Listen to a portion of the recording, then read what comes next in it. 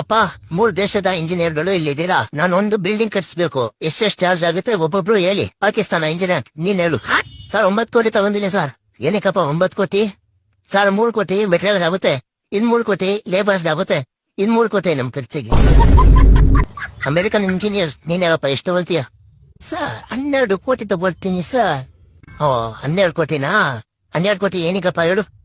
4 ಕೋಟಿ ಮೆಟೀರಿಯಲ್ ಕೊಡ್ತೀನಿ, 4 ಕೋಟಿ ಲೇಬರ್ ಖರ್ಚು ಸರ್, 4 ಕೋಟಿ ಮಿಕ್ಕಿದ್ ನನಗ್ ಸರ್. ಓ ಹೌದಾ, ಓಕೆ. ಭಾರತ ಇಂಜಿನಿಯರ್, ನೀನಲ್ಲಪ್ಪ ಎಷ್ಟು ತಗೊಳ್ತೀಯ? ಸರ್ 27 ಕೋಟಿ ತಗೋತೀನಿ ಸರ್.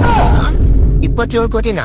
ಅವ್ನ್ ನೋಡಿದ್ರು 9 ಕೋಟಿ ಅಂತಾನೆ, ಇವ್ನ್ ನೋಡಿದ್ರೆ 12 ಕೋಟಿ ಅಂತಾನೆ. ನೀನೇನಪ್ಪ 27 ಕೋಟಿ ತಗೊಳ್ತಾ ಇದೀಯಾ? ಯಾಕಪ್ಪ 27 ಕೋಟಿ ಏನ್ ಮಾಡ್ತೀಯಾ ಹೇಳೋದ್ರಲ್ಲಿ? ಸರ್ ಅದ್ರಲ್ಲಿ 9 ಕೋಟಿ ನಿಮಗ್ ಕೊಡ್ತೀನಿ,